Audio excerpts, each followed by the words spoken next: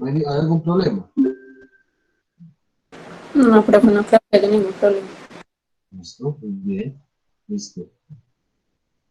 Muchas Interrumpiste gracias. entonces lo que está bien. Entonces, interrumpiste lo que les iba a decir. Ya ustedes se dieron cuenta que lo de la cuarentena, ¿cierto? Ya estamos informados de eso.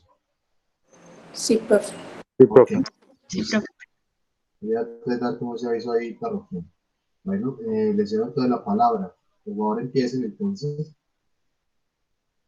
Ya al final les explico o soluciono dudas, inquietudes del foro. ¿Listo?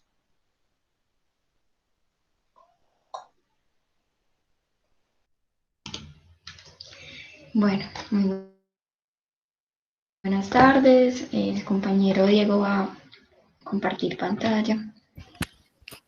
Ahí se está mostrando. Sí. Mm,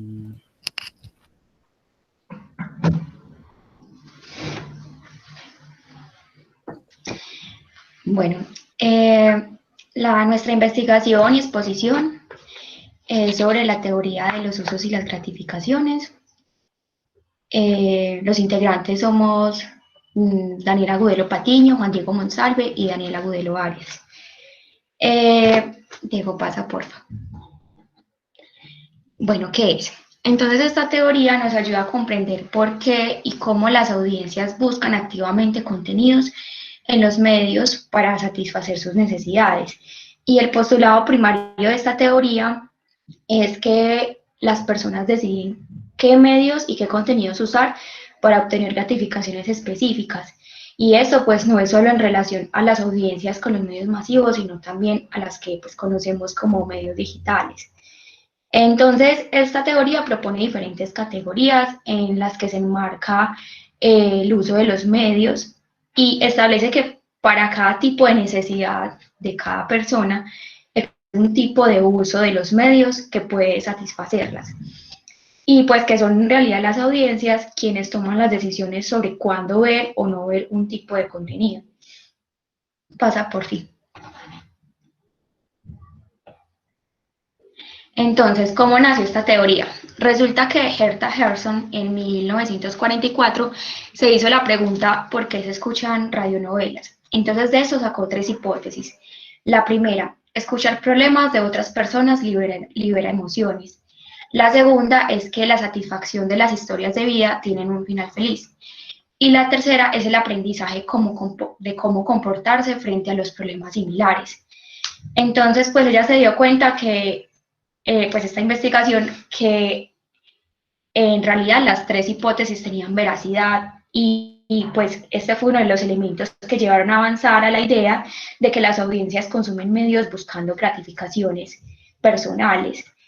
Y pues también ya se estaban haciendo investigaciones con relación a los medios y las audiencias, pues por esta cuestión de la idea de que los medios como todos poderosos entonces, pues se estaban haciendo investigaciones de esa relación de esos medios con las audiencias. Y a partir de eso se da lugar a la teoría eh, de las bases, las bases teóricas pues empiezan a sacar teorías con la pirámide de necesidades y motivaciones de Abraham Maslow, pues de esto hablo más adelante. Y pues de esta habla de que las personas en primer lugar satisfacen sus necesidades básicas, luego de seguridad, sociales y ya pues entre otras. Listo.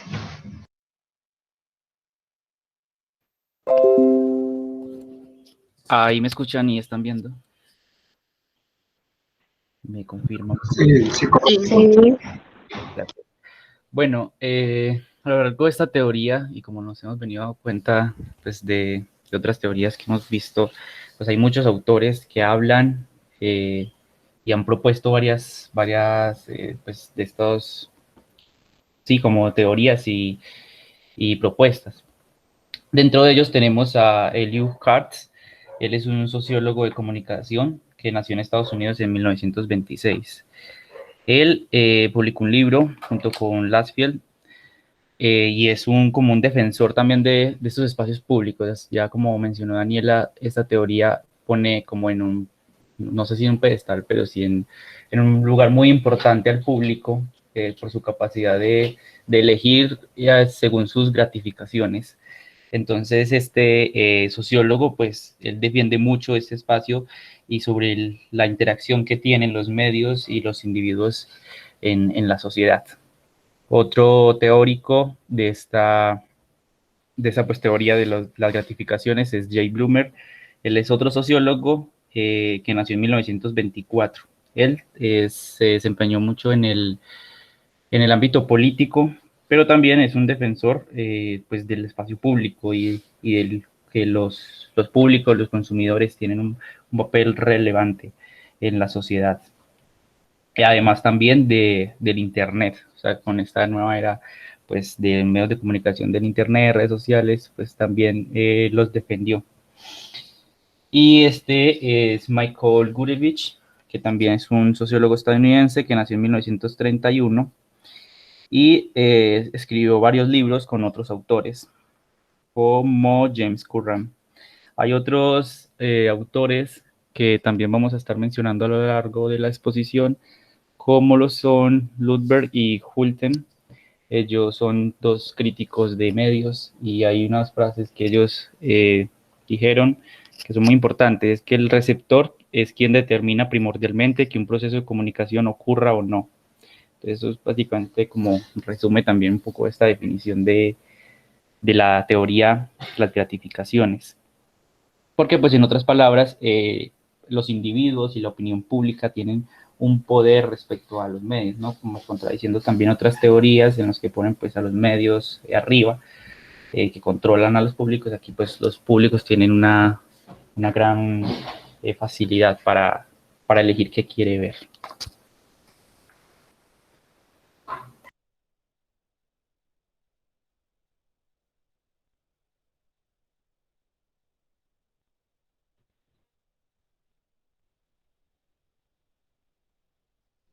Hola, ¿me escuchan bien? Sí. Sí. Listo. Bueno, en cuanto a las características o principios, a partir de lo propuesto por Kant, Lumberg y Holten, elaboraron un conjunto de principios que dieron forma a la teoría de los usos y las gratificaciones. Estos principios dicen que las audiencias son activas no pasivas. Esto quiere decir que las audiencias responden de manera diferente a lo que les ofrecen los medios de comunicación. También dicen que cada miembro de la audiencia decide la pertinencia del medio. Esto quiere decir que cada receptor decide si el medio les ofrece los usos y las gratificaciones que particularmente requieren. También dice que los medios compiten. Esto quiere decir que la única fuente de satisfacción de necesidades no es solo un medio, no son solo los medios ni los medios en particular. Entonces, esto crea competencia de los medios por la atención de las audiencias. También dice que la gente es consciente de lo que busca, quizás no saben por qué, pero sí saben lo que quieren a la hora de buscar o preferir un medio y no otro. Y también dice que el significado cultural de los medios de comunicación lo determina el público. Las audiencias entonces emiten su propia valoración sobre la relevancia cultural de los medios. Diego, puedes pasar.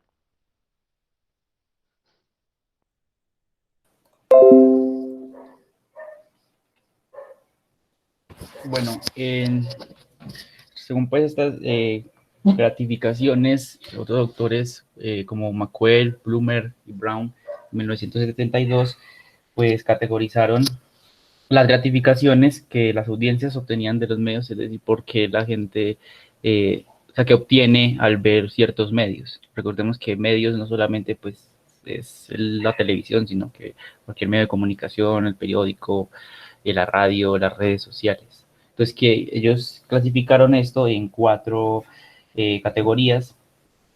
La primera de ellos es por diversión, pues simplemente es como un escape de la rutina, de matar el tiempo, como perderse como de los problemas de la vida cotidiana, como pueden ser pues estos programas de realities, de chismes, yo qué sé, o cualquier tipo de serie, de contenido que uno simplemente va y lo ve por matar el tiempo porque no quiere hacer nada y se siente feliz, se siente grato al verlo. Entonces tiene también esa potestad de elegir que lo quiere hacer por diversión, por matar el tiempo.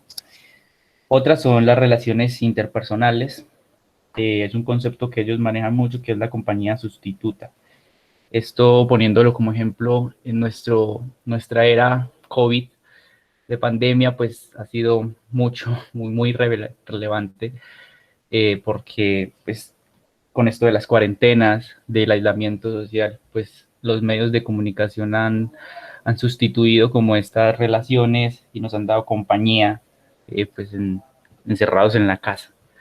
Entonces, a veces uno siente que esos medios le hacen compañía, como que le están hablando a uno, le ayudan como a sobrevivir, por decirlo así, o a la soledad.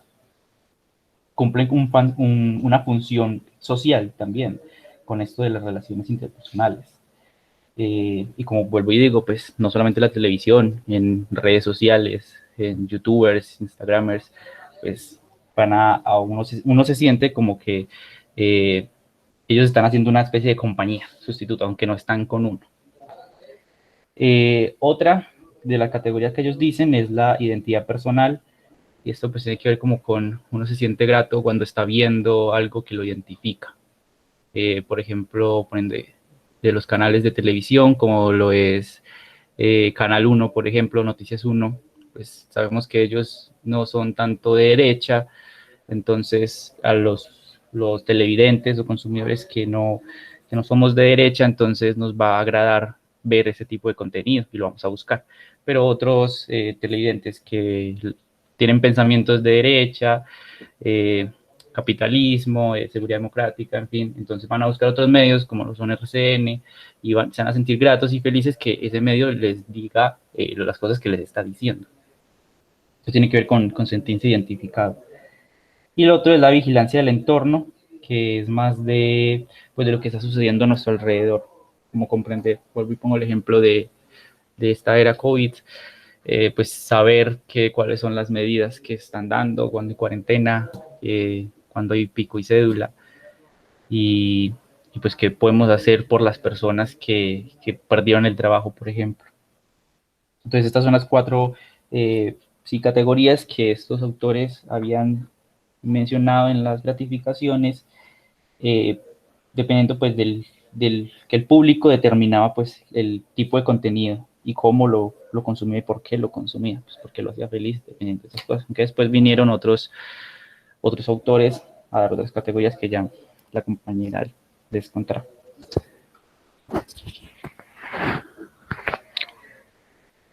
Bueno, en cuanto a las necesidades, Dani ahorita les mencionaba que la teoría de los usos y las gratificaciones establece que para cada tipo de necesidad hay un tipo de uso de los medios que puede satisfacer estas necesidades. Entonces, Katz, Gurevich y Haas elaboraron una lista de 35 necesidades que después categorizaron en estas que vemos acá. La cognitiva, que tiene que ver con el adquirir información, conocimientos y comprender procesos. El afectivo, que se refiere a las experiencias emocionales, estéticas o placenteras que las personas adquieren a través del consumo de contenidos mediáticos. De integración personal, que tiene que ver con el refuerzo de la credibilidad, del estatus y de la confianza de uno mismo. De integración social, que tiene que ver con el refuerzo de las conexiones con otras personas, amistades, familia. Y la necesidad de liberación, que es la necesidad de evasión y de diversión, que es como la que principalmente usamos todos al momento de consumir este tipo de contenidos. Diego, puedes pasar. Listo. Como venía diciendo ahora, los medios de comunicación pues no solamente son la televisión, la radio, también las redes sociales, y esto pues es mucho más evidente en la teoría de las gratificaciones, porque las redes sociales son mucho más activas, nosotros elegimos a quienes seguimos, a quienes no, y por qué los seguimos. Y si no queremos seguir a alguien, pues los dejamos. Entonces este video, que espero se vea, muestra como mucho esto de del sentirse grato, sentirse feliz en este mundo de las redes sociales. Confirman ahí si se ven y si se escucha, y si no, pues se lo paso al profe para que lo pueda presentar. Sí se escucha. Suena bien, creo que sí. o está como pausado, reprodúcelo un poco y vamos a ver qué tal.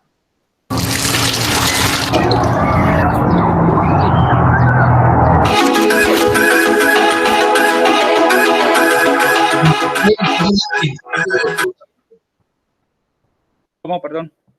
Se ve pausadito, me lo pasas, por favor.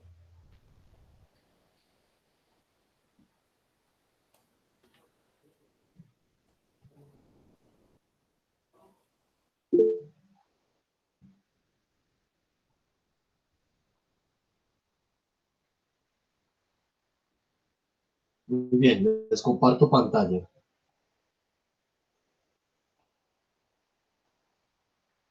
¿Estamos viendo?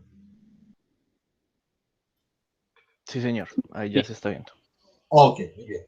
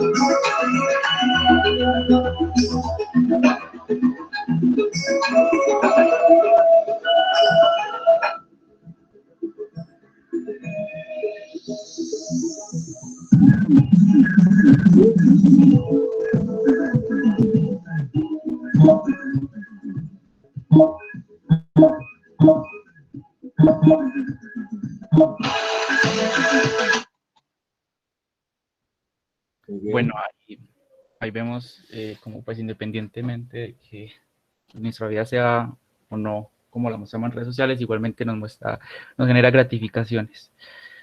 Voy a compartir la última cosa. Me perdió.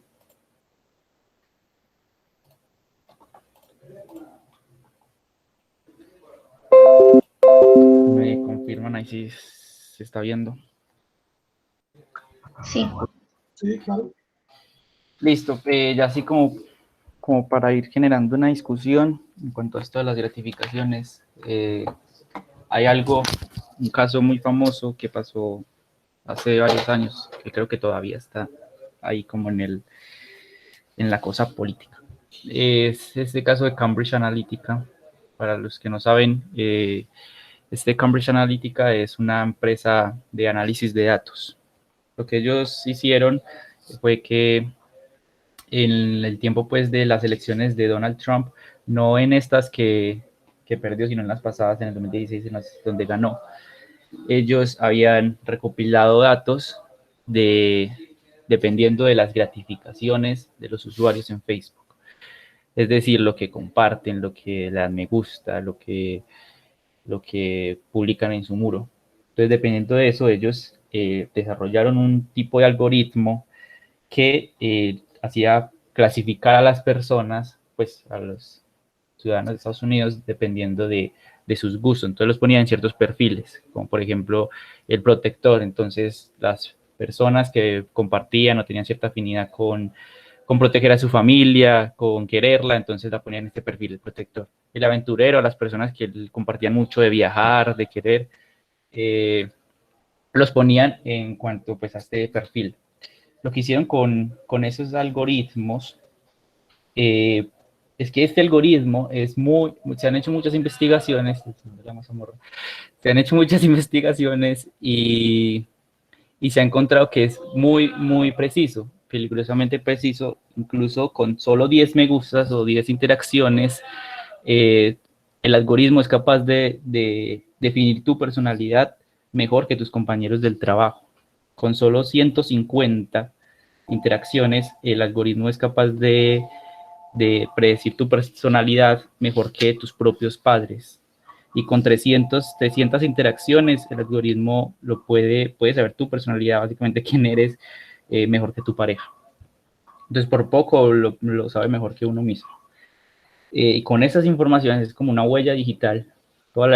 Todo lo que usted hace en Facebook, Cambridge Analytica, lo que hizo fue crear esos perfiles y comenzar a poner publicidad dependiendo de cada perfil. Por ejemplo, a los protectores, entonces les mandaba publicidad dependiendo de la propuesta que tenía Donald Trump. Por ejemplo, él defendía mucho esto del uso de las armas, pues de la legalidad que hay en Estados Unidos es legal, entonces proteger la enmienda, no sé cuál es.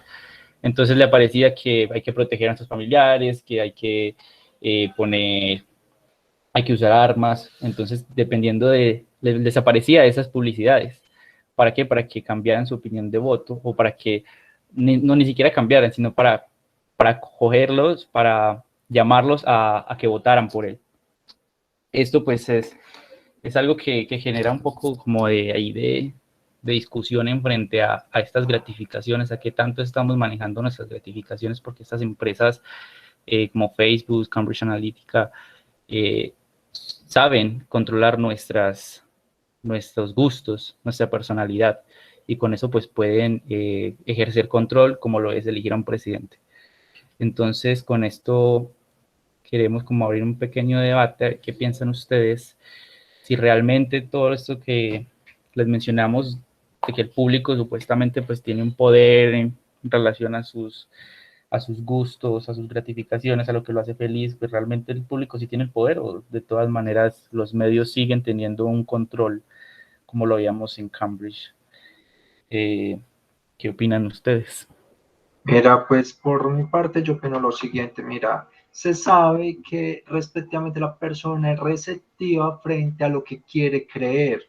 Entonces, de una u otra manera, inclusive el mismo Trump cayó en esa jugada. ¿Por qué? Porque él creía que iba a quedar de nuevo presidente y empezó a decir de que las votaciones fueron alteradas las últimas votaciones, donde perdió Trump. Entonces, mira que de una u otra manera él cayó también en el mismo juego. Entonces, de una u otra manera yo considero que sí puede haber cierto grado de manipulación aún bajo esa premisa que se plantea.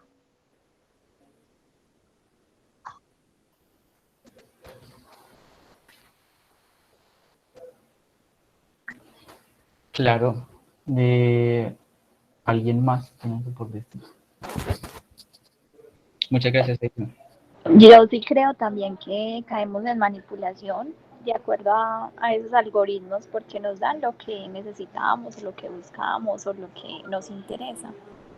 Entonces creo que si es así, también creo que es una responsabilidad de cada uno de nosotros estar atentos a eso y de pronto tener pues mucho más cuidado con nuestras redes, ¿cierto? O sea, son muy positivas en muchas cosas, pero también es de tener cuidado.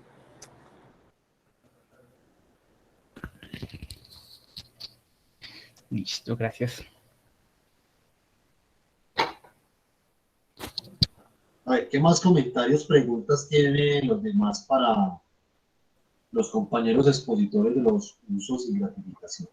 Me surge una duda. Con todo lo que pasó con Cambridge Analytica, ¿se ha generado algún tipo de institución que bregue el control de dicha tipo de manipulación?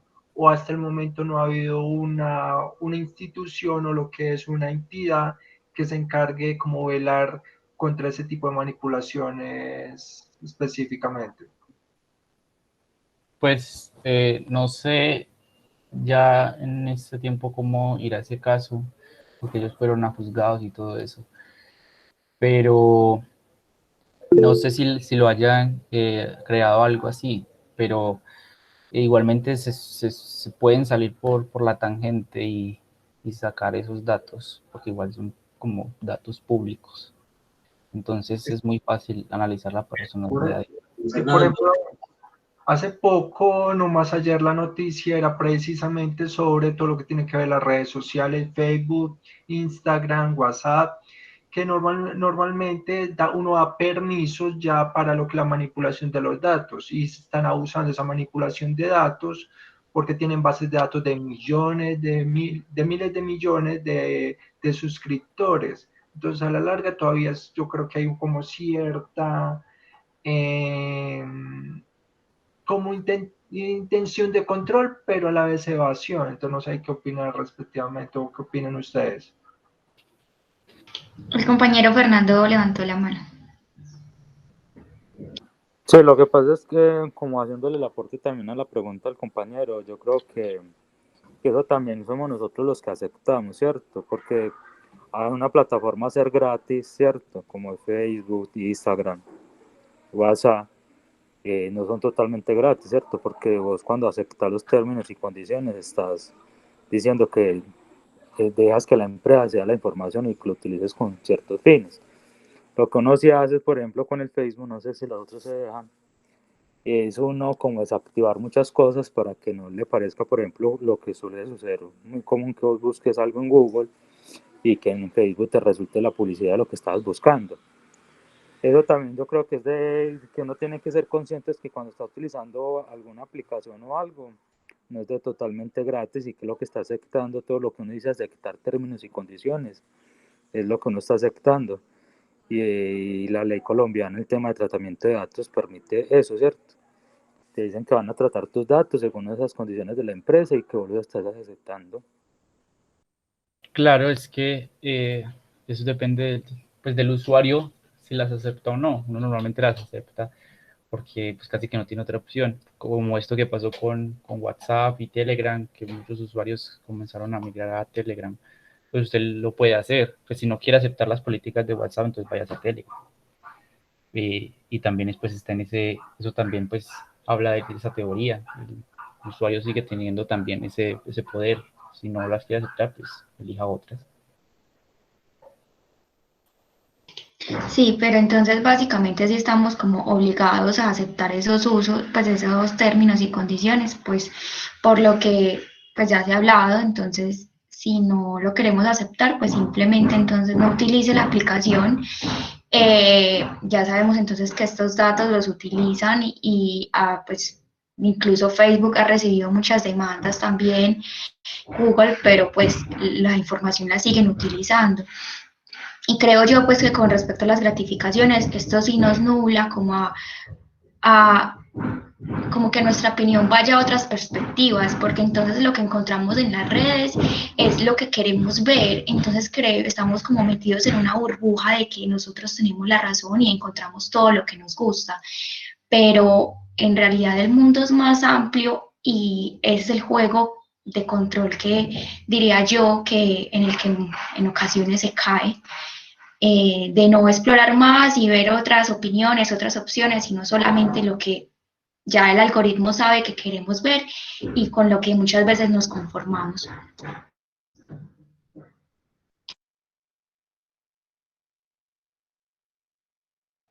Muy bien.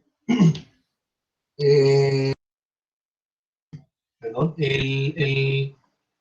quiero plantear una pregunta para los expositores también y de paso abrir debate para los demás, pero no antes redondeando ciertos aspectos o mencionando de los aportes de la teoría de los usos y gratificaciones. Esta teoría es muy particular en la medida en que pone como muy en evidencia o centra sus esfuerzos epistemológicos, conceptuales e incluso metodológicos o investigaciones que se hicieron centradas propiamente en las audiencias, en los públicos, en esas articulaciones o significaciones que, en el caso, por ejemplo, de la investigadora con la radionovela. La radionovela es un producto cultural interesantísimo en la medida en que hay una serie de relatos que permiten vincular a la audiencia y a su misma vez permite que las audiencias se vean representadas en las historias, en las narrativas, en este mismo relato, ¿cierto? La teoría de los usos y gratificaciones de entrada nos plantea que es una mirada muy diferente, muy contrapuesta, demasiado contrastada con esas otras miradas o perspectivas clásicas de la comunicación, donde los medios son los que tienen el poder. ¿Cierto? Aquí pasa lo contrario, no nos dimos cuenta. También observamos lo siguiente. Usos y gratificaciones son dos conceptos diferentes.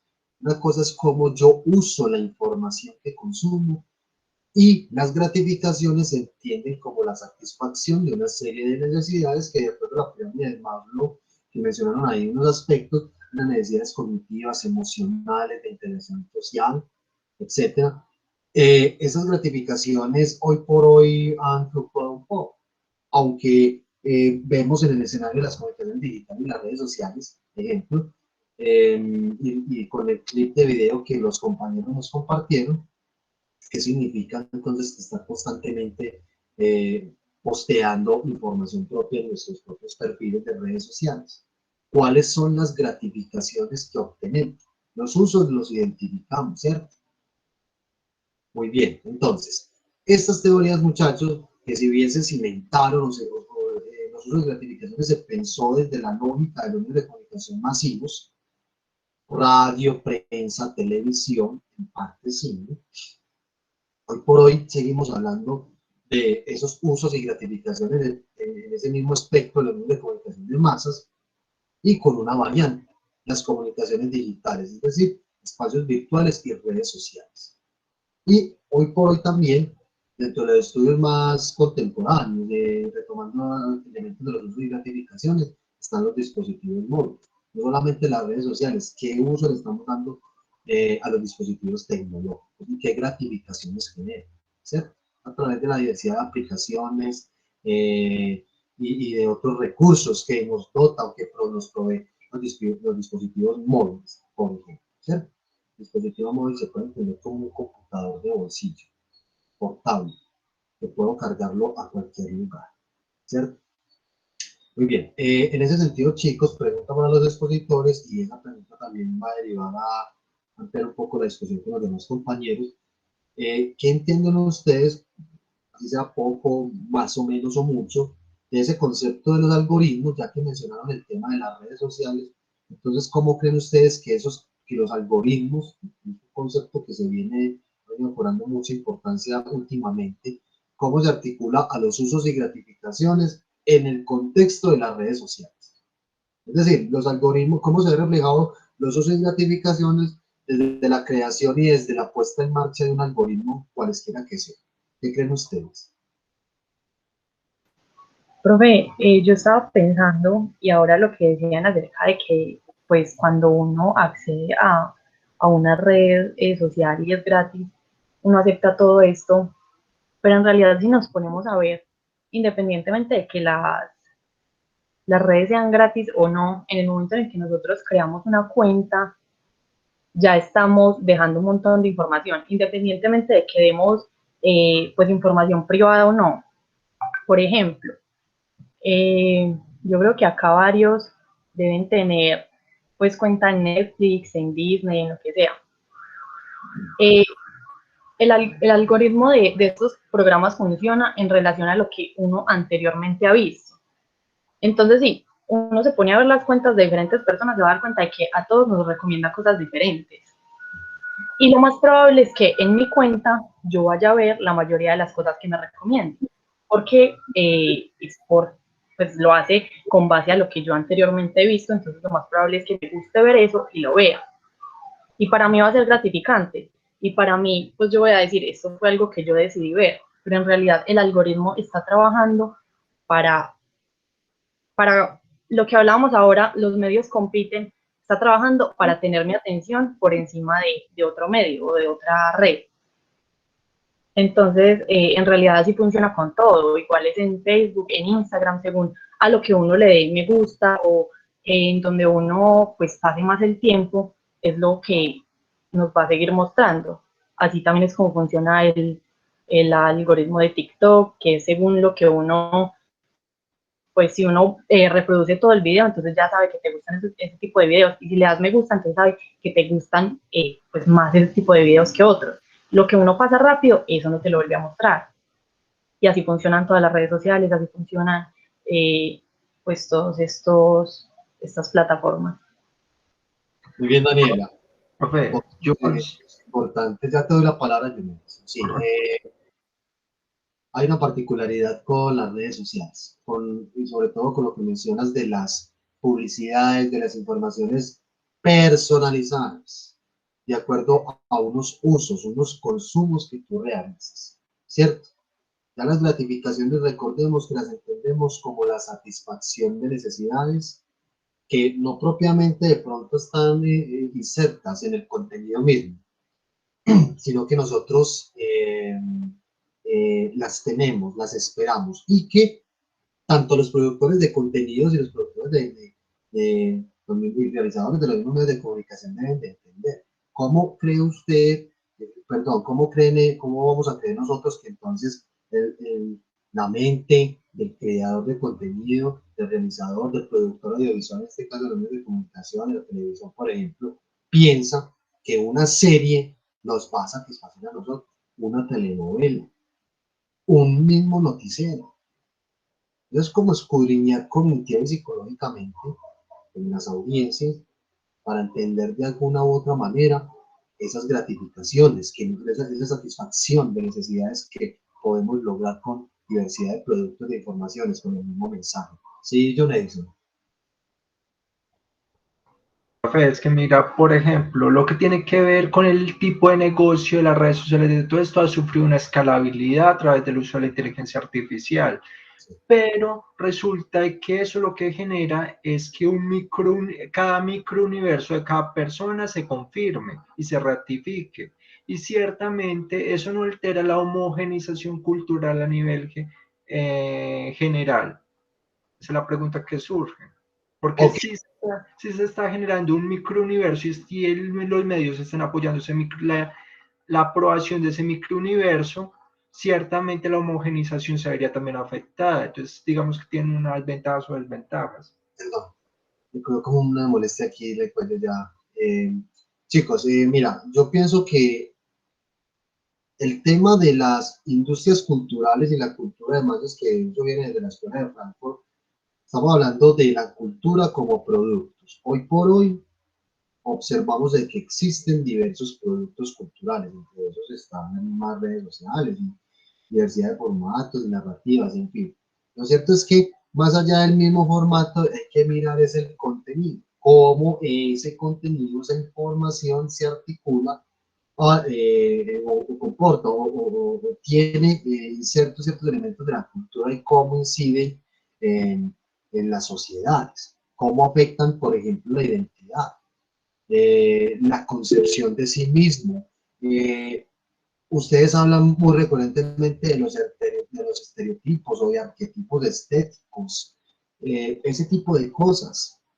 Desde luego que no es que se promuevan de manera muy explícita o intencionada, pero sí van calando en la cultura, ¿cierto?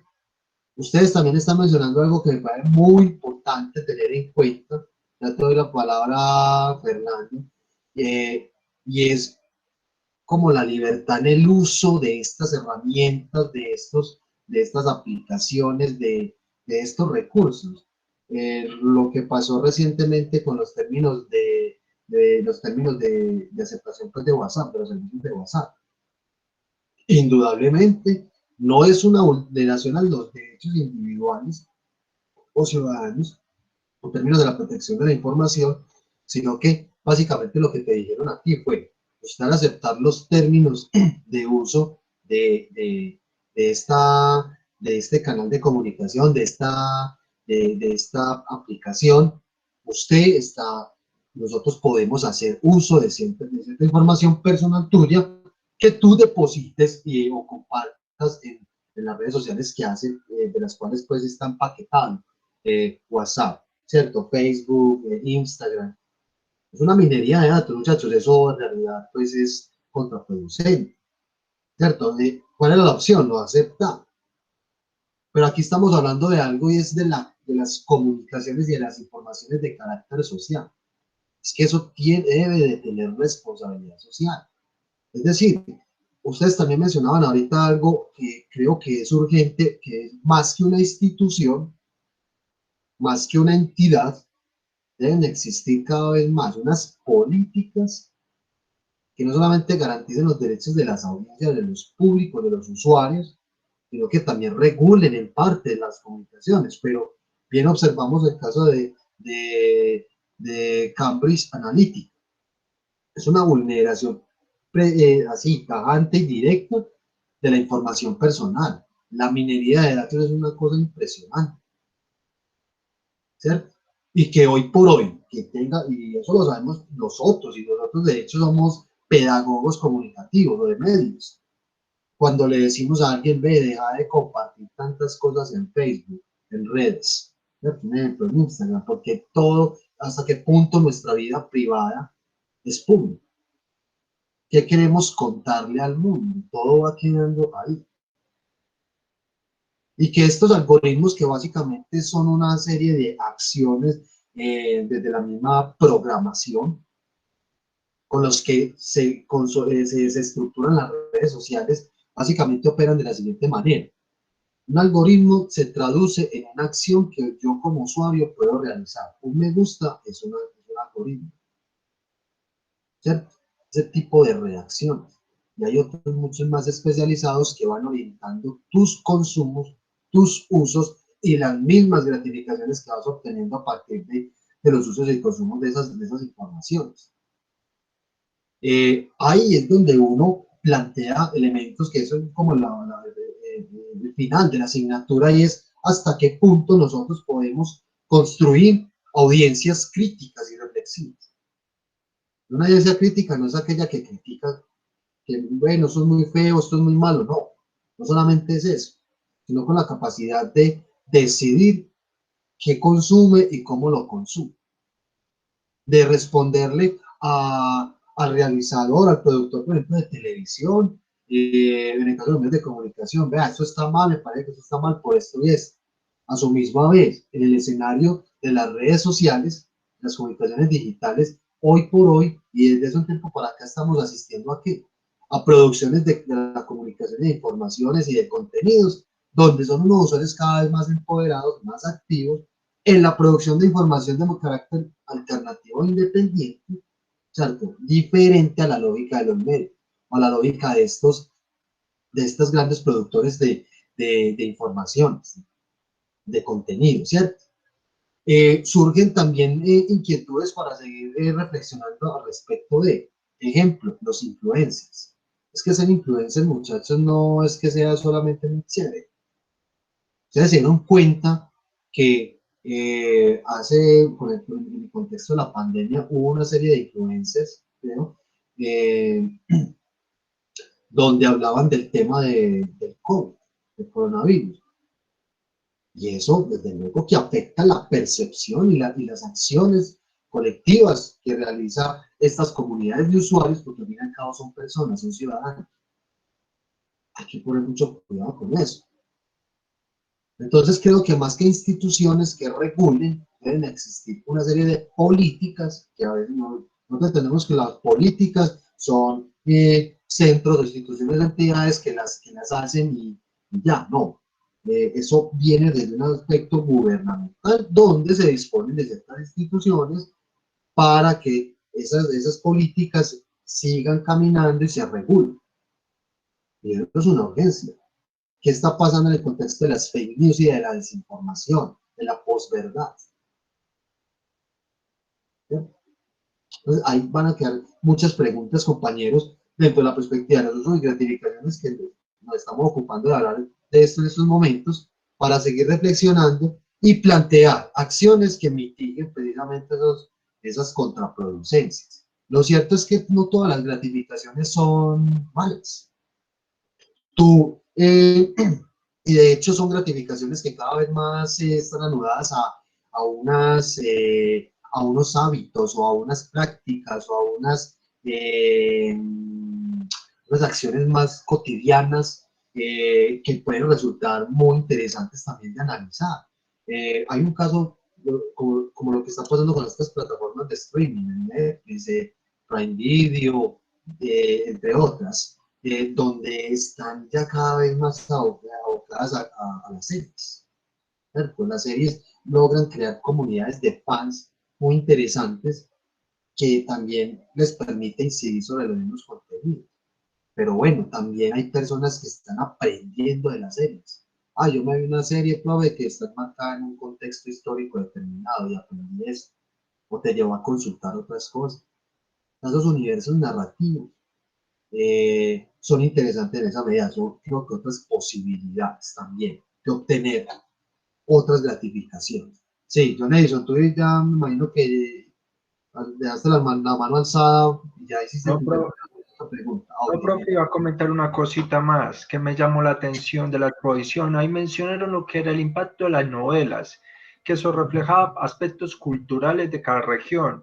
Pero a la vez me pregunto, por ejemplo, la anarquía que se ven en las novelas turcas, donde técnicamente se forman algunas novelas de tipo negras, o sea, novelas donde muere el protagonista, de una u otra manera, eso no ratifica ese microuniverso de lo que es ese machismo turco, como esa tristeza que genera y hacer lo bueno y terminar mal.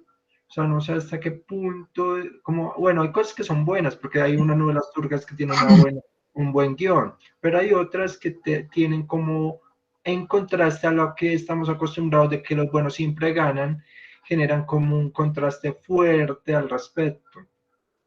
Bueno, de John Edison, yo, en lo personal, yo no soy un asiduo consumidor de telenovelas, sobre todo las turcas de este formato televisivo. Sería interesante analizarlo y también dentro de los contextos culturales, porque es la construcción narrativa y son los relatos pues, muy particulares también dentro de una serie de historias, pero también trabajadas desde unas concepciones culturales y otros elementos propiamente de ellos, ¿cierto? Es como, por ejemplo, si nosotros retornáramos de las telenovelas colombianas a cómo las hacían en los 80. Si ustedes analizan algunas producciones de telenovela de los 80, los relatos son muy diferentes a los de hoy día. Los personajes, el abordaje de la realidad. Casi que uno en una telenovela de los 80 puede hacer una descripción un poco cartográfica, puede dar cuenta de aspectos sociales, culturales, políticos y económicos, entre otros, de la época. Entonces, quizás dentro de las telenovelas turcas estarán en una dimensión no solamente de la producción, sino también de pensar las historias desde ciertas perspectivas. Sería un caso interesante también analizar, así como el fenómeno de las narconovelas y su masificación. Hasta llegar a, se dice que la telenovela es un producto únicamente colombiano, al melodrama televisivo. Se dice, algunos investigadoras han coincidido con eso. O sea, es un formato que se está exportando. Ah, bueno, pero también están las narconovelas. Aquí vamos a hablar un poquito de un tema que vamos a retomar más adelante. ¿Qué pasa con el tema de las narconovelas? De estas temáticas tan particulares, ¿cierto? Lo cierto es que las gratificaciones no solamente las construimos nosotros o las logramos con base en las mismas características del contenido, sino que también están muy anudadas a unas necesidades propias de nosotros. Yo no necesariamente llego a ver, cuando estoy haciendo algo en mi casa, no enciendo la televisión no solamente para ver, puede ser un elemento de compañía. Analicen los comportamientos cotidianos que nos vamos a encontrar nosotros, ¿cierto? Muy bien, Fernando, sí. No, profe, ya resolvió como la pregunta que tenía en todo el discurso. Lo que sí ¿Cuál? me queda... Es que quiero escucharlo. No, te iba a preguntar que cómo se había reflejado eso, pues, como en cada cosa de consumo, y cuando John Edison preguntó, me quedó más claro, ¿cierto? ¿Qué pasa cuando se consume algo muy machista? Todo eso, ¿cierto? Pero yo creo que para identificar más eso, bueno, no me quiero adelantar, pero tendríamos que hablar más del tema de la etnografía de la audiencia, ¿cierto? Cómo funcionan a partir de esa etnografía, que es la herramienta que nos intenta explicar y que utilizan muchos medios de comunicación para comenzar a vender algunos productos o algún contenido. Es una metodología, de hecho, Fernando, es una manera de entender usos, gratificaciones. Profe, pero déjelo hasta ahí, que ese es mi tema de... No, tranquilo, aquí vamos a hablar de todo, no te preocupes que tú vas a hablar en otras cosas. Pues, es decir, siempre, o sea, la teoría de los usos y gratificaciones, muchachos, en esta teoría tan particular, también se centraron, son estudios, son investigaciones que se hicieron para entender bien el funcionamiento de las audiencias, ¿cierto?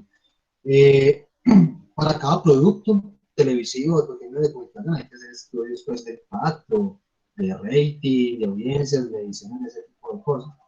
Lo que nos interesa entender a nosotros aquí como manera de decir, chicos, es que esas dos acciones en particular, como se denomina la teoría, usos y gratificaciones. Los usos, pues desde luego, cómo uso yo la información.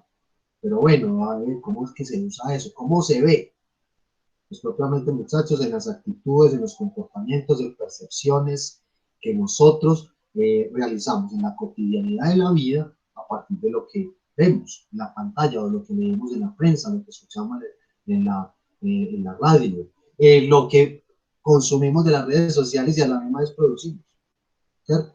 Y gratificaciones ya no solamente son esas necesidades iniciales o básicas de la pirámide de Maslow, que era emocionales, cognitivas, ¿cierto?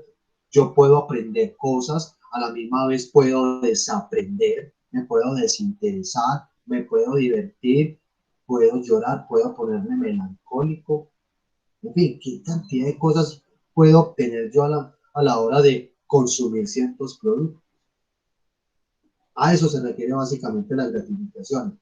Que si bien se dio en ese contexto, recuerden, medios de comunicación masivos, radio, prensa, televisión, hoy por hoy, hay unos elementos de los usos y gratificaciones de esa perspectiva que retomamos, pero con la particularidad de que los abordamos también en el contexto de las redes sociales y las comunicaciones digitales. Porque noten ustedes, los medios de comunicación tradicionales, en el caso de la televisión, tuvo que migrar a las redes sociales y a los espacios virtuales. La prensa, ya vemos el colombiano, no solamente leemos el texto, sino que vemos unas pequeñas cápsulas audiovisuales. ¿No ven? Entonces, cómo todo es la esencia del ser y la estructura funcional, narrativa, temática, estética, entre otros de los medios de comunicación convencionales, se tuvieron que adecuar a esto y desde luego a a unos usos y unas gratificaciones cada vez más diversas de los usuarios en estos escenarios, por ejemplo. ¿Listo? Quería entonces también redondear eso, pues, dar ese aporte y traer los usos y gratificaciones al análisis actual, ¿cierto? Y a muchos otros análisis que vamos a hacer posteriormente, porque el panorama de las comunicaciones digitales, que es un fenómeno creciente, nos va a ir presentando cada vez más cosas interesantes, ¿cierto? Para como objeto y como fenómeno de estudio de la comunicación y de los medios. Muy bien, ¿algún aporte final, pregunta, inquietud, comentario? ¿No? Bueno, espero que entonces hayamos entendido, chicos. Recuerden las exposiciones ya para que empecemos a ir preparando por favor la teoría de cultivo, chicas. Recuerden la carpeta del Drive, ir subiendo los recursos. Recuerden que esos recursos los denominamos así porque son las diapositivas o un pequeño texto en PDF o un pequeño video, en fin, es una evidencia y ese recurso en sí mismo que soporta pues la exposición y que nos va a quedar a nosotros como material de consulta para conservar. Listo, muchachos, les cedo la palabra entonces a Dana, a Mariana y a las dos Marianas, Mariana Ríos, Mariana Restrepo y Dana. ¿Listo? ¿Estamos por aquí? Ok. Sí, profe. Bueno, a mí me ha venido pasando unas dificultades con Google Meet porque cuando ustedes presentan pantalla a veces no se me reproduce, pues no me visualiza. Entonces, ¿qué tengo que hacer? Salirme y volver a entrar. Así que, chicas, inicien y yo ya entro de nuevo. ¿Listo? Bien, pueden.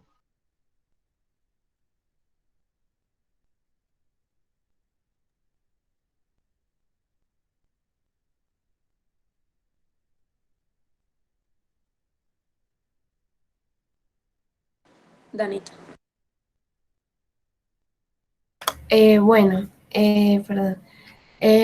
Bueno, esta frase pues posiblemente la dijo Herpner, pero es como lo que comprende la teoría del cultivo. Mientras la gente pase más tiempo viviendo en el mundo de la televisión, será más fácil que crean que la realidad social se asemeja a la realidad retratada por la televisión. Herpner es el teórico principal y pues los estudios de él se dedicaron específicamente al impacto de la televisión respecto pues como a los espectadores. Él creía que la televisión era el medio narrativo dominante en la sociedad y su enfoque en la televisión pues surgió como diversas suposiciones en el medio pues que próximamente les vamos a explicar, pero él vio la televisión como un recurso para los mensajes y para la información más ampliamente compartidos de la historia. Incluso pues las opciones de canales y los sistemas de transmisión se expandieron pues cuando él hizo esta teoría. Herpner insistió en que los contenidos de la televisión se concentraran en un conjunto consistente de mensajes.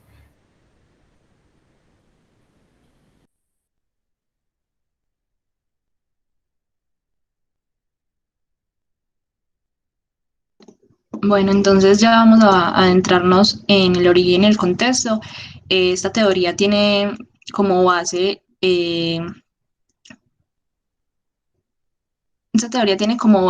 al proyecto Indicadores Culturales, que es desarrollado en 1967 en Estados Unidos por la Universidad de Pensilvania, y quien lo dirige es George Gardner, que es el mismo autor de la teoría del cultivo. Bueno, esto nace en el marco de un debate estadounidense sobre la cantidad de violencia que generaba la televisión y también como una alternativa para determinar la influencia de la televisión, pero con un enfoque distinto al que manejaba la aguja hipodérmica. Entonces, los indicadores culturales, como proyecto originalmente, descomponen el fenómeno televisivo en tres partes: el productor, el mensaje y el receptor. Y casi desde el comienzo se concentra en la violencia como eje principal de la investigación. Gardner entonces realizó una gran cantidad de estudios que llevaron a que el programa de investigación sobresaliera y diera pie como a nuevas preguntas. Entonces toma un rumbo distinto, se amplía mucho más y entran nuevos temas.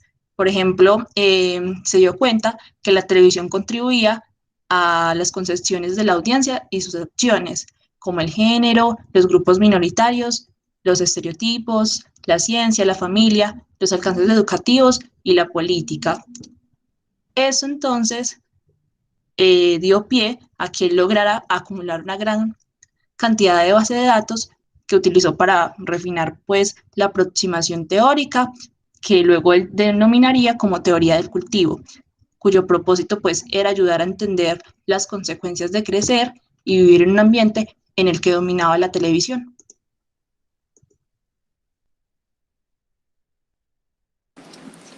Bueno, antes de adentrarnos pues como en el que es, creo que todos sabemos pues que en la actualidad, pues creo que la gran mayoría de personas tenemos acceso a la televisión. Y ese medio nos lleva a nosotros como público, como audiencia, pues en ocasiones a tener una visión del mundo como más distorsionada. Y eso nos implanta una serie de valores gracias a la configuración de espacios homogéneos que son posibles a través de la programación. Entonces es ahí donde nace la teoría del cultivo. Entonces ya ahora sí, para meternos en el que es, entonces esta es una teoría que fue desarrollada por George Gardner y se adentra en la investigación de las consecuencias que trae el consumo excesivo de los medios de televisión y en cierto punto se basaron pues como principalmente en lo relacionado con la visión reiterada de situaciones violentas. Entonces esta teoría se centra en las contribuciones que la televisión hace a nuestras concepciones de la realidad social, que era algo como de lo que mencionaban ahorita con las novelas turcas y todo eso. Entonces este análisis del cultivo sostiene que los que se dedican más tiempo a ver televisión son los que con mayor probabilidad perciben el mundo según los recurrentes mensajes que se transmiten por la televisión. Mar, pasa por favor. Algo que me faltó decir es que esta teoría no solamente se llevó a cabo en Estados Unidos, sino también en Inglaterra, Corea y Alemania. Bueno, entonces como lo mencionaba ahorita, Gardner es el principal teórico, pues es el pionero de esta teoría. Este personaje nació en Budapest, Hungría, en 1919 y emigró a Estados Unidos para comenzar sus estudios de periodismo en Berkeley. La labor académica e investigadora de él estuvo apoyada en un muy amplio trabajo de campo con registros de más de 4.500 programas y medición de escenas violentas y otras que alcanzan los públicos más vulnerables, como pueden ser los niños y los jóvenes. También fue el defensor de una televisión pública independiente y denunciaba la degradación de la televisión a instancias del mercado y los efectos de las industrias culturales norteamericanas sobre otros escenarios internacionales. Las visiones de él no siempre fueron bien aceptadas e incluso fueron debatidas en el campo académico por los nuevos teóricos de la recepción que daban continuidad a los estudios sobre los efectos. Y los análisis que él hacía pues, fueron muy reconocidos internacionalmente entre los analistas de la violencia en la televisión. Y finalmente fallece el 24 de diciembre del 2005 en Pensilvania, Estados Unidos. Mar, pasa por favor. Bueno, hubo un grupo cercano a él que le ayudaba como en todo este análisis y en toda esta investigación. Entre esos estaba Michael Morgan, Nancy Signorielli y Larry Gross. Este grupo se mantenía concentrado en el análisis del poder manifiesto en los mensajes televisivos, como les decía, pues principalmente en la violencia y ese cultivo que genera en nosotros los televidentes. Y los hallazgos principales que hallaron era que la televisión como arma de los grupos hegemónicos contribuía junto con otros factores a la creencia de vivir en un mundo mezquino y violento en el que la televisión enseñaba agresión y un sentido de vulnerabilidad y resistencia al cambio.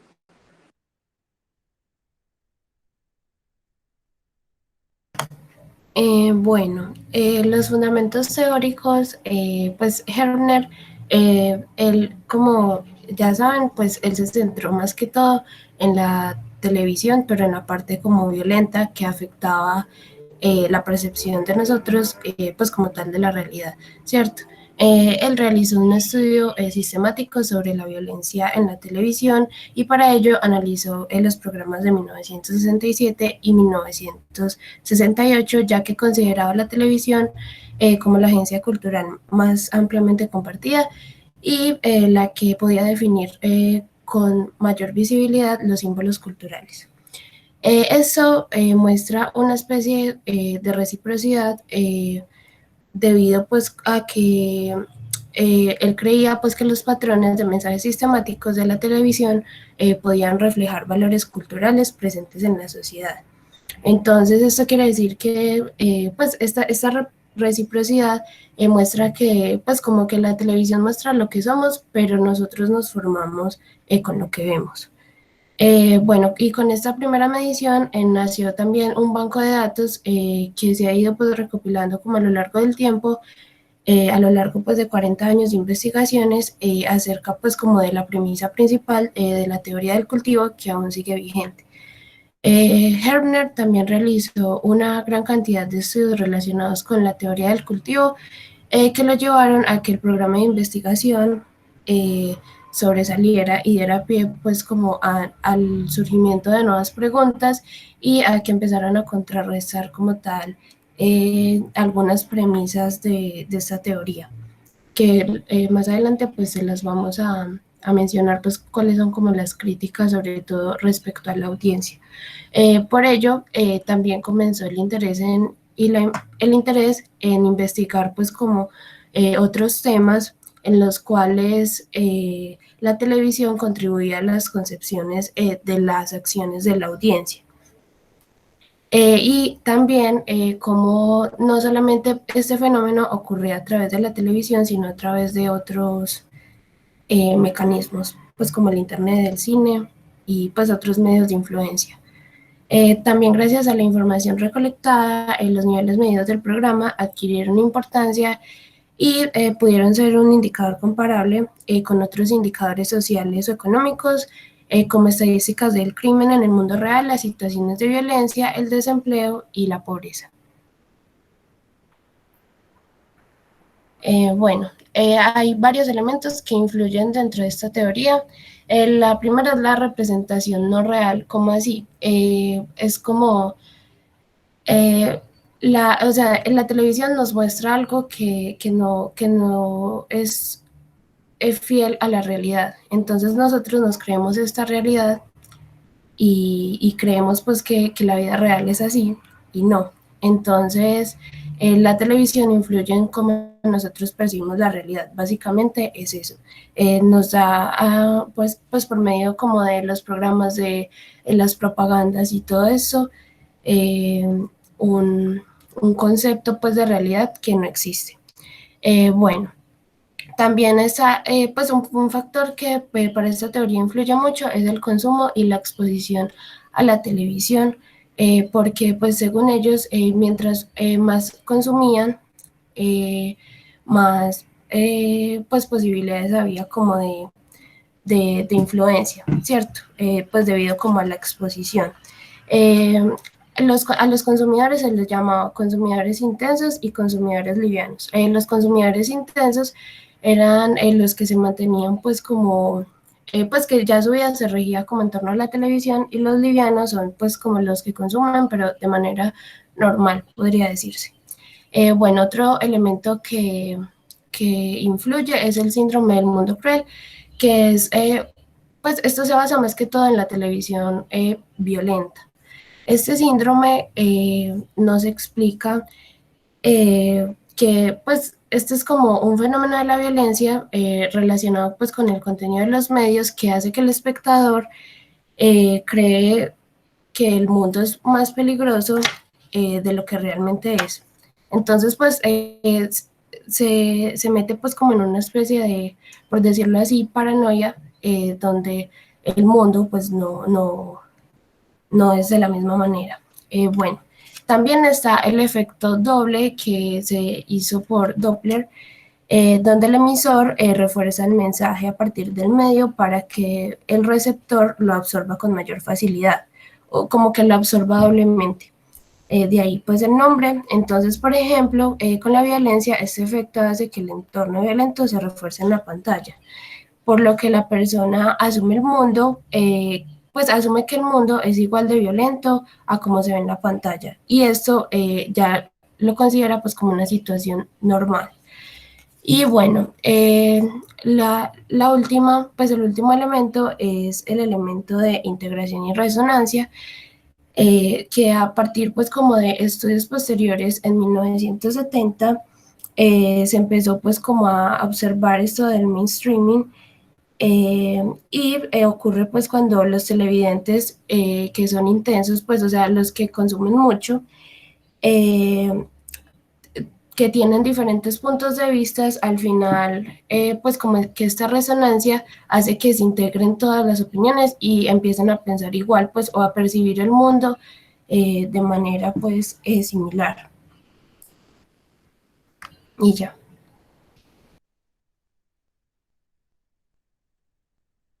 Bueno, la hipótesis de esta teoría la dividen en tres aspectos. El primero es que la televisión es esencial y es diferente a otros tipos de comunicación.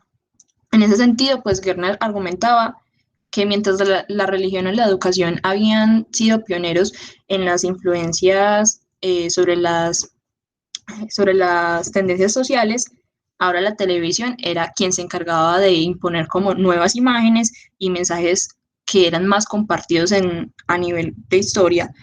Entonces, por tanto, la televisión empieza a cultivar desde la infancia las mismas predisposiciones y preferencias que el público adquiere de fuentes primarias. Y también nos dice que el patrón repetitivo de mensajes e imágenes producidas en serie por la televisión constituye que se construya un mundo simbólico. Bueno, la segunda hipótesis dice que la televisión da forma a la manera en que nuestra sociedad piensa y se relaciona. En esta, Herbner y Gross escribieron que las realidades creadas por la televisión no están basadas en hechos reales, sino en especulaciones. Es algo como de lo que nos mencionaba ahorita Dana. Y Herbner observa que la televisión llega a las personas en promedio más de 7 horas al día. Dicen también que mientras se está viendo, la televisión ofrece un sistema centralizado de contar historias, y afirman que una importante función cultural de la televisión es estabilizar los patrones sociales y cultivar la resistencia al cambio. Bueno, los efectos de la televisión son limitados. Bueno, esto va como muy relacionado a la segunda hipótesis, porque la teoría del cultivo pues menciona que la exposición a la televisión con el tiempo, como ya lo habíamos dicho, sutilmente cultiva esa percepción en la realidad de los espectadores. Entonces, la televisión se usa como un medio de socialización de la mayoría de las personas en roles y comportamientos que ya están estandarizados y que funcionan como un proceso de inculturación o enculturación más bien, donde nosotros absorbemos una cultura que nos están mostrando, pero que es irreal. Bueno. Herbert también sostiene que las historias son un tipo de mensaje muy especial porque nos enseñan valores, normas e ideologías. Y a la vez, pues los mensajes también reconstruyen concepciones de la realidad. Entonces, pues son como una especie de agenda setting donde no hay pues como balas mágicas contra lo cual no se tiene control ni resistencia.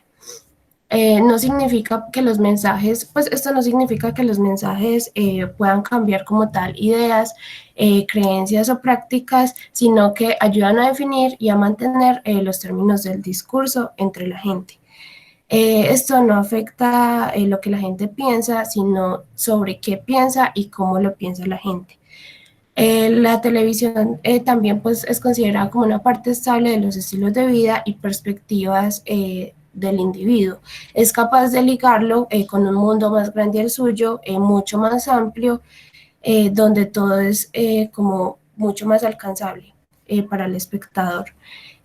Muchos espectadores con ciertas características sociales y psicológicas usan la televisión como su mayor vehículo de participación cultural, al grado, pues, hasta llegar al punto que la televisión domina sus fuentes de entretenimiento e información y ya les dice qué hacer, cuándo hacerlo y cómo hacerlo. En la exposición continua a sus mensajes, o sea, en los televidentes intensos, eh, genera pues que se reiteren y se como que se cultiven más valores y perspectivas propias de la televisión.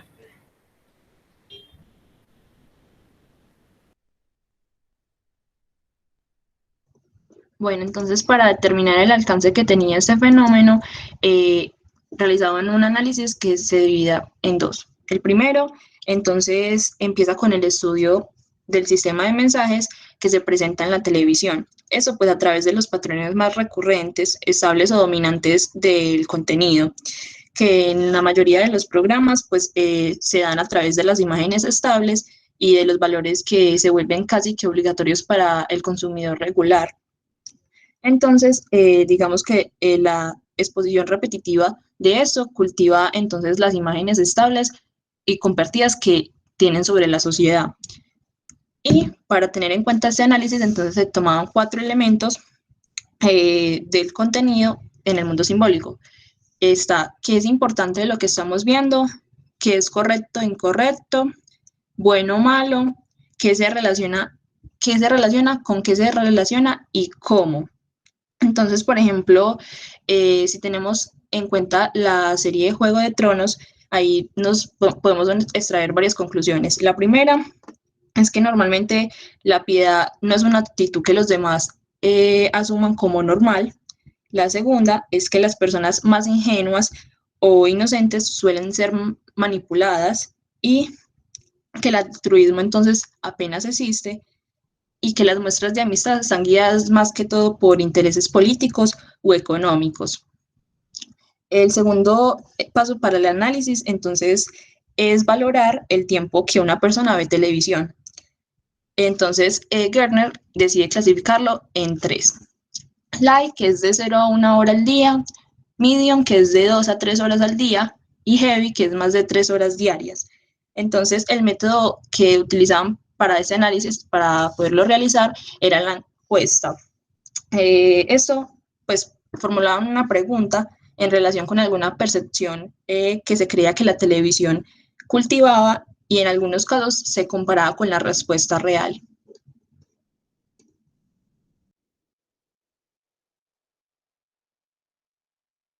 Bueno, como esta teoría ve a la audiencia, pues la verdad es que la audiencia en esta teoría no es muy importante, pues por decirlo así, o sea, no cumple un papel que cambie o que motive pues como al cambio de la percepción como tal de la audiencia. La audiencia en este caso es una audiencia pasiva donde absorbe toda la información sin considerar pensar pues sobre lo que está consumiendo. No hay retroalimentación por parte de ella, sino que solamente actúa como una especie de esponja que absorbe pues como y adapta a partir como de los comportamientos que tiene lo que la televisión le está diciendo.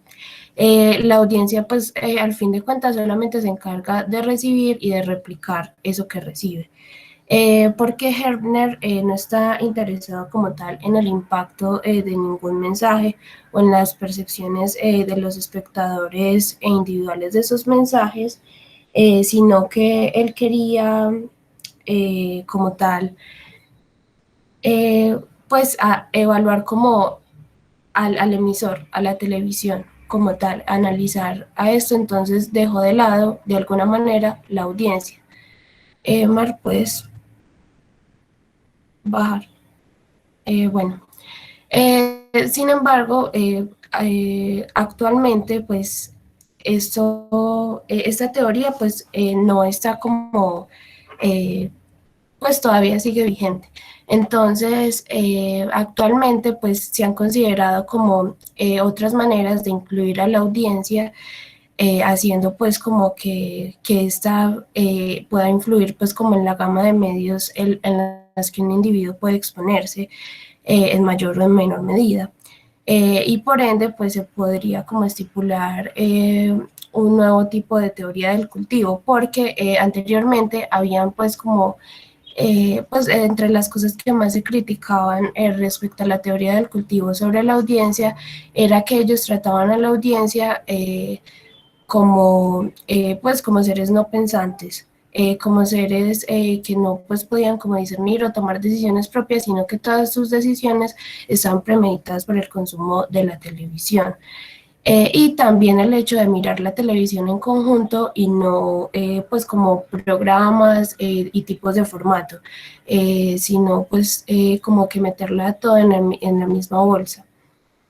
Bueno, y finalmente ya pues para dar algunos ejemplos de cómo esta teoría podría funcionar, están pues por ejemplo, un ejemplo es Los Simpson, respecto a la violencia y cómo las personas absorben pues como esa información. Y otro ejemplo, pues por ejemplo, han habido muchos análisis al respecto. Y otro ejemplo puede ser como esta idea que tenemos nosotros del sueño americano, que se ha ido cultivando desde básicamente pues desde el siglo XX, todo el siglo XX. Entonces esto pues a partir por ejemplo de las comedias de situación nos han dado pues una idea que no es por ejemplo de lo que es Estados Unidos y de cómo se vive allá.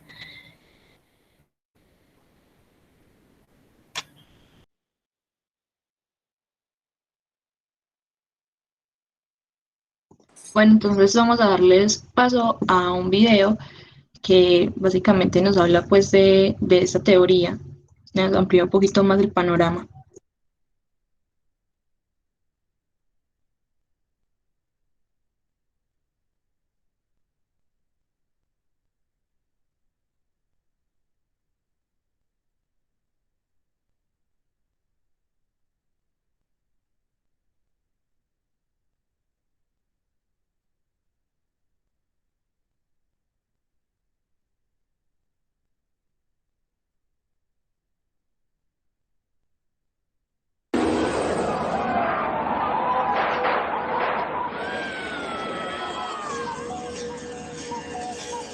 La teoría del cultivo nació como parte de un proyecto titulado Indicadores Culturales, de George Gerbner y Larry Gross, a mediados de los años 60 en Estados Unidos. El propósito de ese proyecto era identificar los efectos de la televisión cultivados en las personas. Les interesaban, sobre todo, los cambios de comportamiento de la gente ante las imágenes de violencia. Esta teoría se basa en el consumo y la exposición a la televisión, que recrea un mundo en la mente de las personas, o sea, que cultiva percepciones distorsionadas de la realidad. Según Gerbner, el mundo a través de una pantalla es más violento, y las representaciones de roles sociales, étnicos y culturales son muy estereotipados. Los factores que más influyen en el cultivo son la intensidad de la exposición a la televisión y el tiempo de consumo.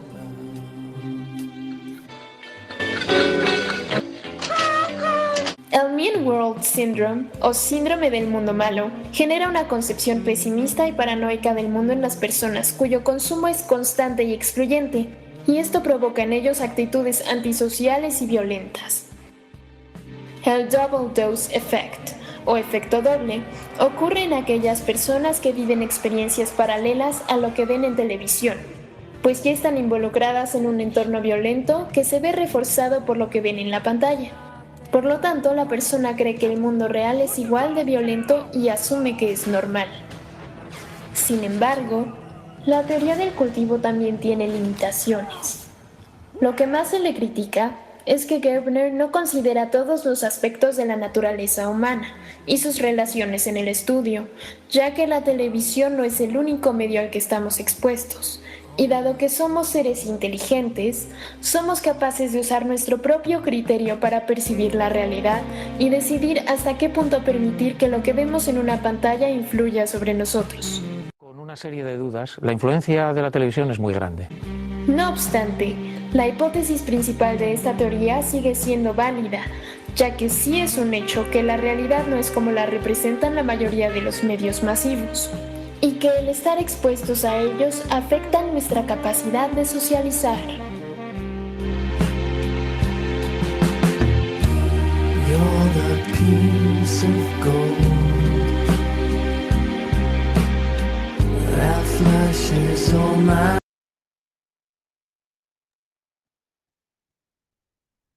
Bueno, entonces ahora les tenemos como dos preguntas para generar un pequeño debate. Y la primera pregunta es que si creen que esta teoría aún se aplica. Pues mira, yo considero que en cierto grado todavía se puede presentar como se ha visto en los diferentes casos de masacres en Estados Unidos, por ejemplo, donde hay una posibilidad de obtener el armamento con una relativa facilidad.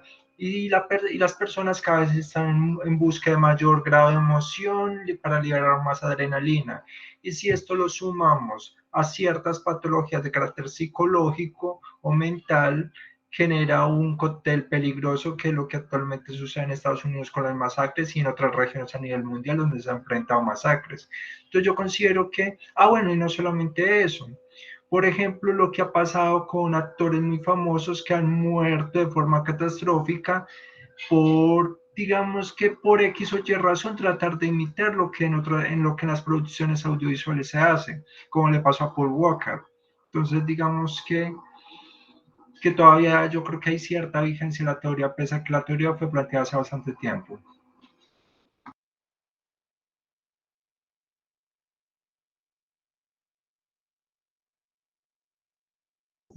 Bueno, otra pregunta que tenemos al respecto es si creen que el cine influye en nuestra percepción del mundo de la misma manera que la televisión.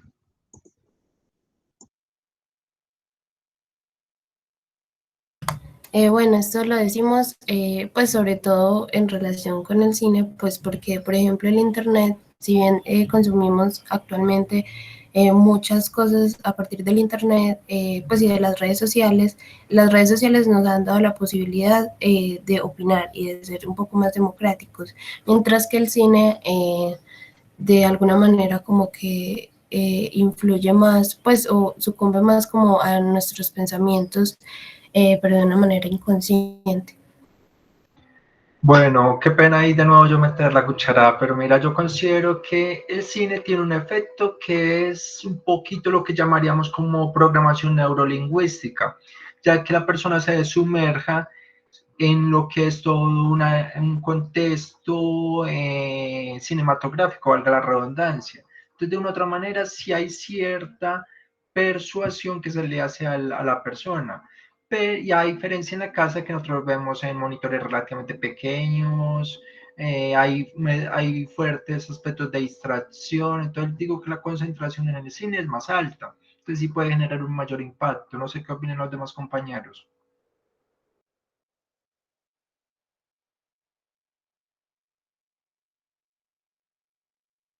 ¿Alguien más tiene algo por decir?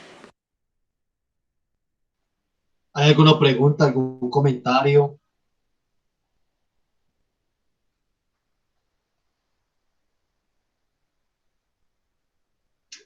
Bueno, chicas, no hay, los compañeros no tienen preguntas, parece ser que todo está muy entendido. Bueno, yo tampoco tengo preguntas, quisiera tan solo hacer un pequeño aporte referente a esta teoría tan en particular, y es que es una teoría indudablemente un poco funcionalista, es decir, que cree mucho en el efecto que genera la televisión en las audiencias. Ese nombre metafórico de teoría de cultivo que hace referencia como a esa implantación o cultivar percepciones en las audiencias, desde luego que las consideraciones opuestas a esta teoría son válidas porque es todavía creer que las audiencias siguen siendo muy maniqueas y expuestas a una rotunda y efectiva manipulación, un efecto directo del mensaje. Lo cierto también es que creo que también asistimos a a unas intencionalidades, hoy por hoy. Asistimos a unas intencionalidades y unos propósitos muy firmes por parte de algunos medios de comunicación y algunos programas, contenidos y ciertos mensajes que apelan precisamente a generar unos efectos muy directos y muy profundos en las percepciones de las audiencias, en cualquier sentido, en cualquier ámbito. Pero en el contexto actual, desde luego que tenemos que tener en cuenta ya todo este escenario de las comunicaciones digitales, no siendo una alternativa interesante o que trate de, más bien como subvertir lo que propone la teoría del cultivo, porque también las redes sociales, lo que pasa con ciertos blogs, lo que pasa con ciertos espacios virtuales, también vemos unos efectos no tan narcotizantes, pero sí muy intencionados de incidir en las percepciones y en las conductas de los públicos, para no perder eso en el panorama y tener también claridad y poner cuidado desde luego. Sí, John Edison. Profe, y también es de mencionar que el ser humano tiene una plasticidad cerebral muy particular. Resulta que nosotros podemos ser estimulados por una misma producción, una persona puede ser estimulada para hacer lo contrario o para rectificar esa concepción. De ahí la diferencia y la pluralidad entre los seres humanos. Entonces, digamos que una información, digamos que la teoría no es infalible, pues la teoría que se plantea del cultivo, pero ciertamente se va a generar una estimulación, una de dos, de forma negativa o de forma positiva. Eso depende de lo que es el estado de conciencia de cada persona. Sí. Era eso lo que quería comentar. Ok, John Edison, muy bien, sí. Finalmente, la teoría del cultivo, como muchas de estas teorías, terminan por reevaluarse en un poco y merecen ser analizadas a la luz de ciertos fenómenos y ciertos cambios mediáticos en la actualidad. Es una teoría interesante en la medida en que centra sus esfuerzos en entender los efectos directos de la televisión y como si existiera una como si la exposición, es decir, estar viendo constantemente televisión generara unas consecuencias muy positivas en las audiencias, ¿cierto?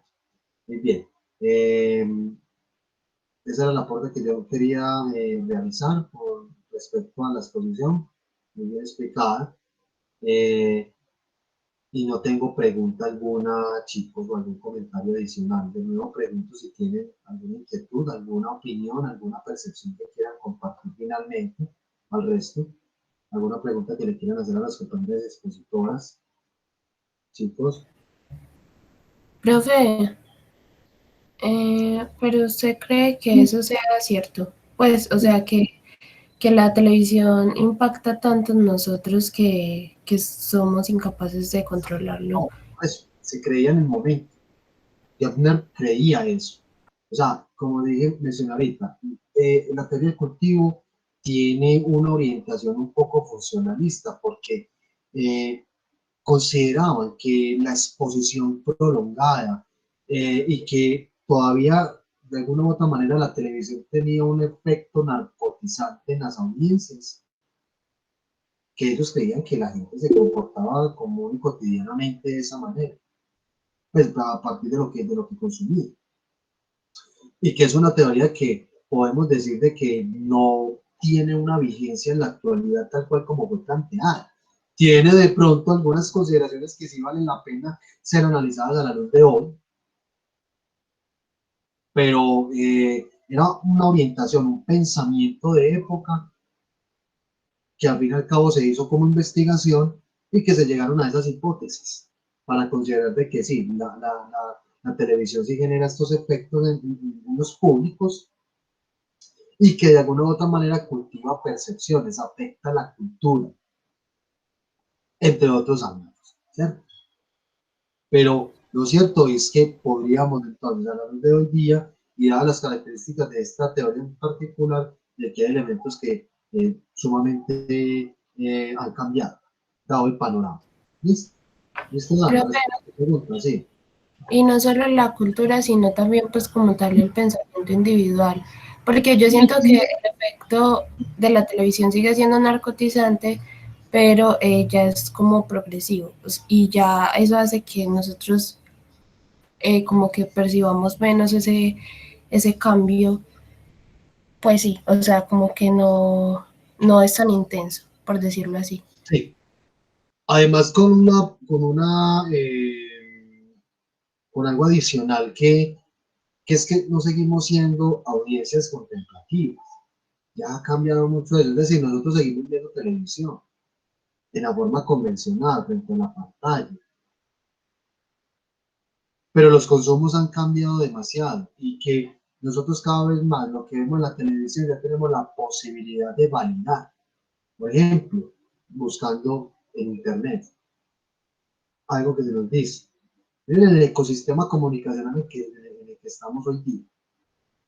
Y que si lo analizamos también en unos públicos muy particulares, como por ejemplo nuestros papás, nuestros abuelos, que son, que se informan y se entretienen y hasta se educan a través de los medios de comunicación. Es decir, no utilizan casi redes sociales, el dispositivo móvil es solamente para llamar, el celular.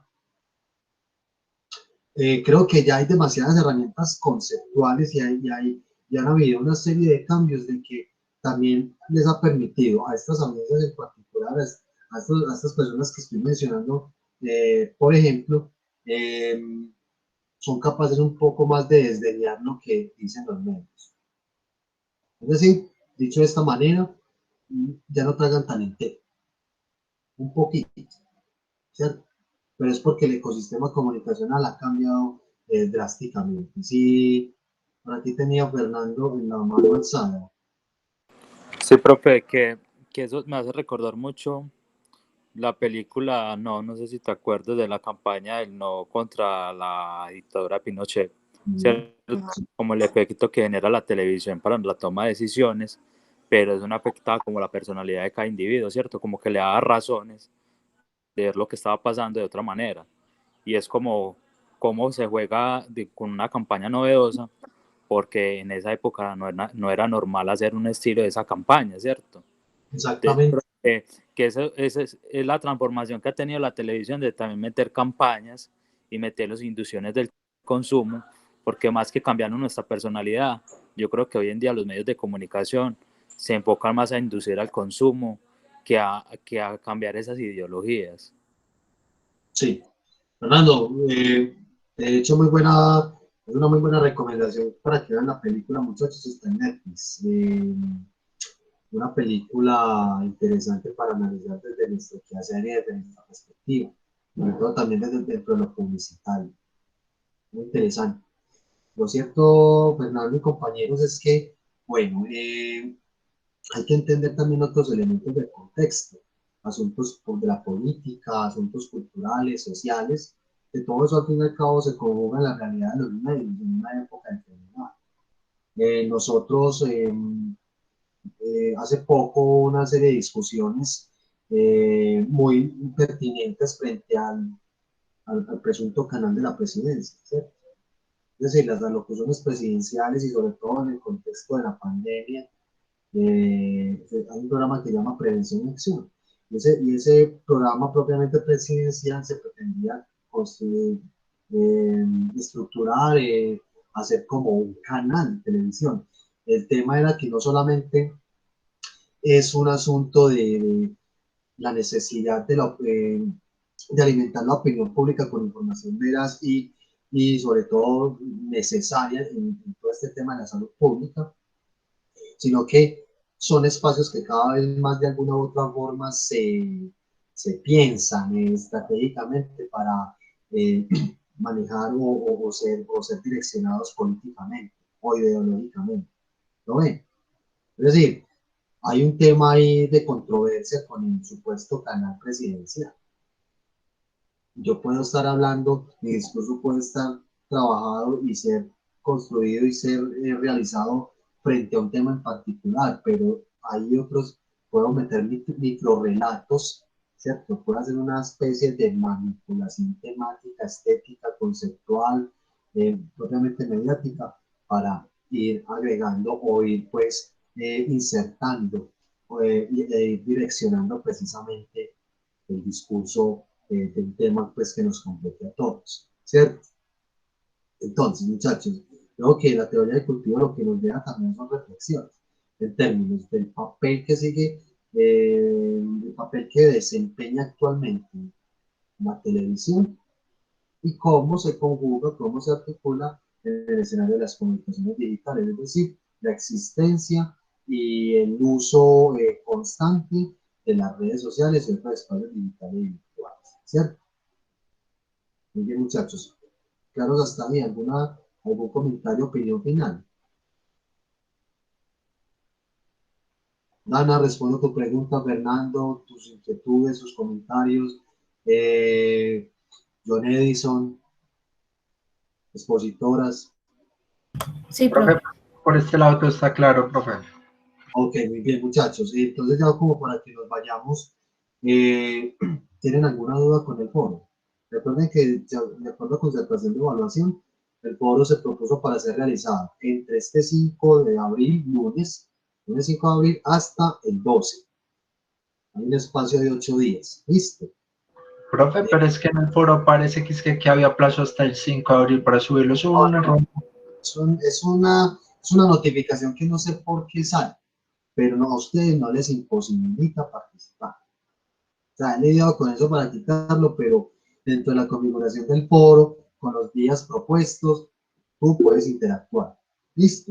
Buena por esa pregunta, John Edison, y es algo muy recurrente dentro de las dudas que manifiestan algunos estudiantes, que piensan que ese mensaje, ese aviso, no los va a dar participar, no se preocupen. De hecho, si tienen alguna inquietud, algún inconveniente, alguna dificultad, pues me escriben. La idea era que de pronto ya hubieran ingresado, hubieran interactuado, hay muy pocas interacciones al momento, pero sé que de pronto están esperando que yo les resolviera estas inquietudes. Es decir, hagan caso omiso a ese anuncio, a esa notificación. Ustedes ya están habilitados para participar y el foro ya está, el foro ya está configurado para que ya se abrió el 5 de abril y se cierra el 12.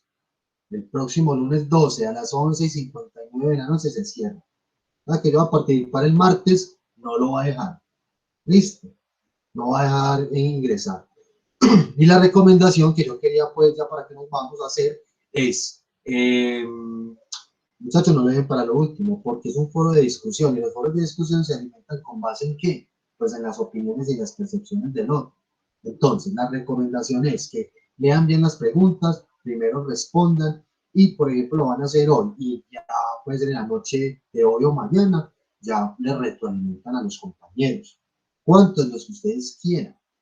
Y que la calificación de qué depende, hay una pestaña de aviso, ¿cierto?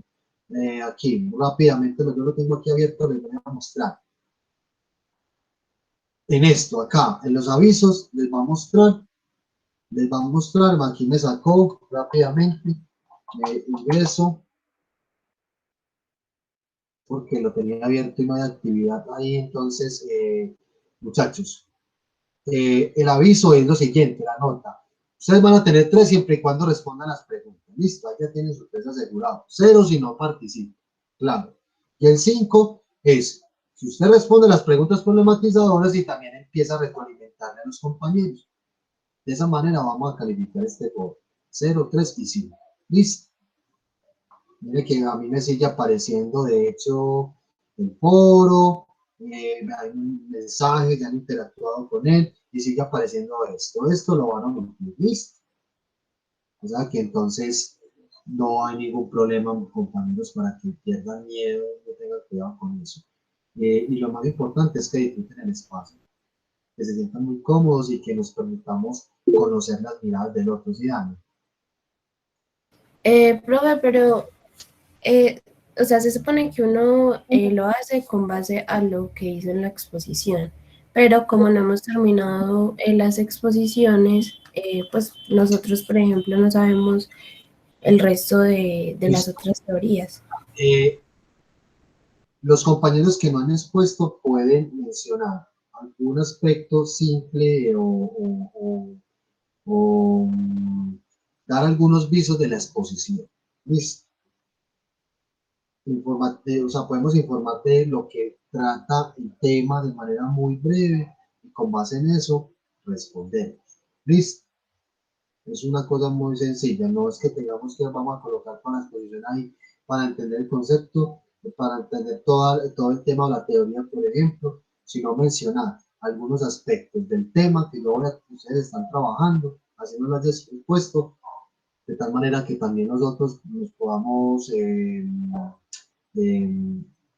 entender un poco pues como esa postura que tú estás mencionando, así nos hayan expuesto la teoría y podamos hacer alguna retroalimentación. Eso también es la recomendación. ¿Listo? Bueno, ¿qué otras preguntas hay? Profe, que necesariamente la noticia no tiene que ir relacionada con la teoría que uno le toque, ¿no? Pues tiene que ser un análisis desde el contexto, desde la noticia o la entrevista o el artículo. Esa pregunta es abierta. Cuando hablamos de género periodístico, noticia, reportaje, el artículo de opinión o una entrevista, ustedes van a tomar, van a abordar desde un tema de actualidad. Ustedes van a analizar el papel de la comunicación del medio en el contexto de la política del país, van a responder a qué hace tratamiento informativo, independientemente de la teoría que usted está trabajando o del tema que va a trabajar en la exposición. O sea, aquí estamos en esta segunda pregunta apelando a qué, a lo que llevamos aprendido y lo que hemos reflexionado aquí hasta el día de hoy en el curso. ¿Listo? La primera sí se relaciona más con la teoría o el tema que yo estoy trabajando en la exposición.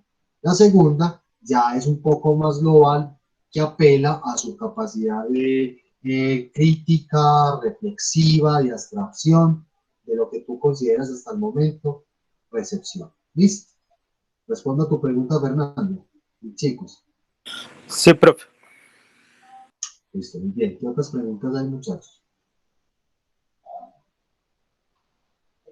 Pues muchachos, no siendo más entonces,